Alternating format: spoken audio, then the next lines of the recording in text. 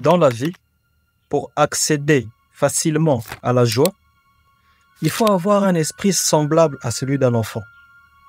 Parce que quiconque a beaucoup grandi spirituellement finit aussi par avoir l'esprit alourdi.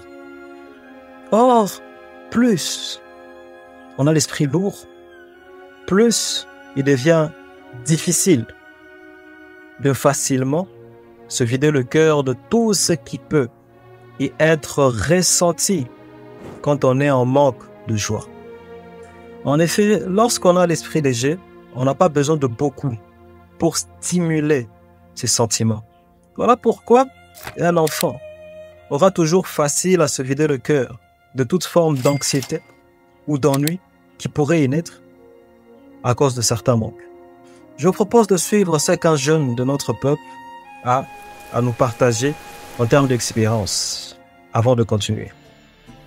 Des questions à te poser, mais avant ça, j'aimerais que tu te présentes de façon très brève. Bon, je m'appelle Katembo Selemani Léon, mes amis m'appellent Gomez et d'autres m'appellent Batman. Monsieur Katembo, tu peux dire en quelques mots ce que tu fais dans la vie? Bon, je suis étudiant et je fais aussi la musique. Voilà. Monsieur Katembo, la première question, c'est de savoir si c'est l'expérience que tu as vécue et qui t'a fait comprendre que dans la vie, il ne faut pas se compliquer pour être heureux. C'est vivre avec des amis. C'est l'expérience que j'ai vécue parce que, auparavant, bon, j'étais tout seul en fait. Je n'avais pas d'amis. Mais lorsque je suis arrivé à l'université, j'ai trouvé des amis, des bons amis qui m'ont soutenu et ça m'a appris à mieux me dépenser, à être heureux en fait.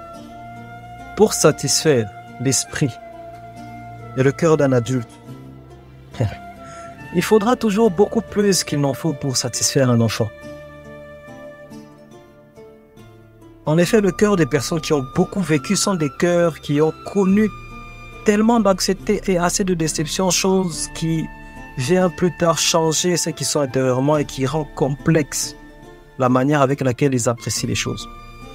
Bien sûr, en cheminant sur les voies de la vie, l'anxiété, l'ennui et beaucoup d'autres choses liées au fait d'avoir un esprit un peu trop vite fait que beaucoup de gens finissent par sombrer dans des comportements bas, rabaissants et négatifs et ce que tu veux, des comportements de basse qualité. Par exemple, la consommation de drogue, qu'elle soit douce et légalisée,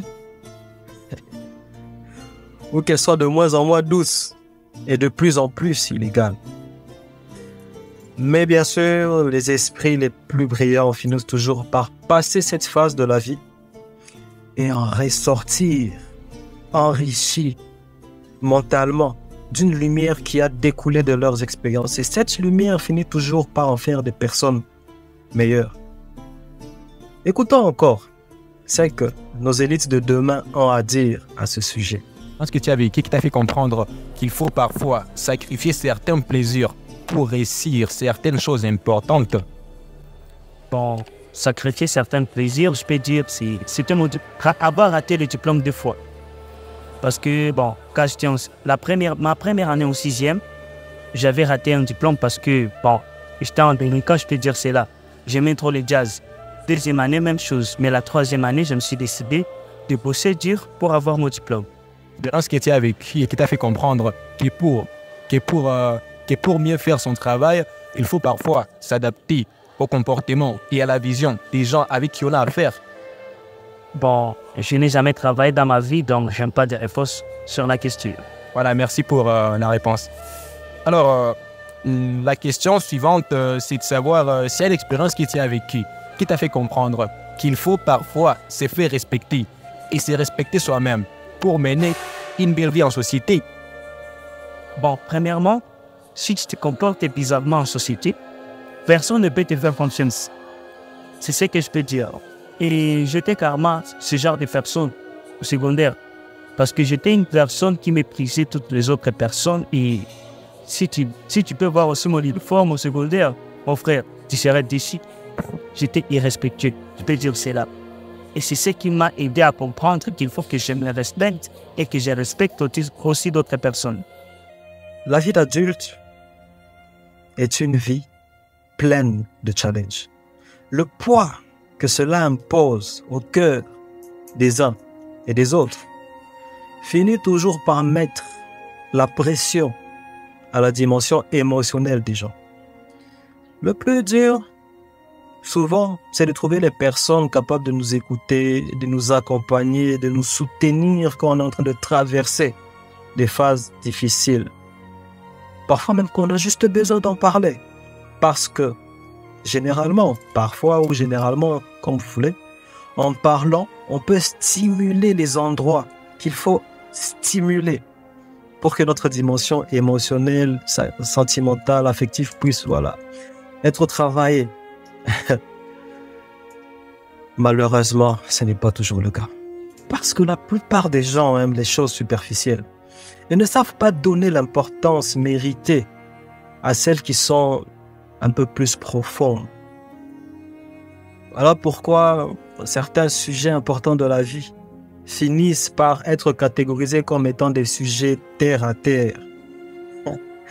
Pourtant, ceux-ci sont les sujets dont on a besoin dans la vie de chaque jour afin d'avoir des conversations et des échanges constructifs et productifs. Et tout ceci est maquillé de risques, le risque particulier d'être déçu par les autres parce que généralement, lorsqu'on s'ouvre aux gens, ceux-ci ne savent pas toujours qu'il faut respecter ce tact-là et qu'il ne faut pas le traiter sans le tact qu'il faut. Eh ouais, eh ouais. Le monde dans lequel on vit est extrêmement agressif pour ce que nous sommes mentalement.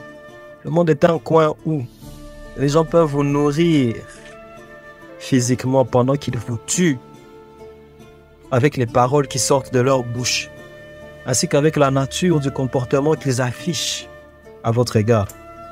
Voilà pourquoi, parfois, il est important de tirer attention à la qualité des personnes que l'on fréquente. Parce que le pouvoir que l'être humain a sur la qualité de l'activité mentale de son prochain sera toujours quelque chose de très grand et celui-ci aura toujours un impact directement proportionnel à la nature profonde de celui qui agit sur son prochain. En effet, la nature de la qualité, de la personnalité des gens a toujours un impact sur les personnes qu'ils fréquentent. Et cet impact est toujours directement aligné à la nature profonde cachée dans leur personnalité. Si donc une personne veut éviter de s'alourdir le cœur à cause des choses qui peuvent lui empêcher de connaître une certaine forme de joie de vivre, en tout cas, il lui serait conseillé d'éviter les situations désagréables, improductives et destructives, ainsi que les personnes dont la nature profonde se caractérise par la capacité à produire ce genre de situation. Force à vous, hein? Force à vous. Et puis ce message toucher quelqu'un qui en a vraiment besoin.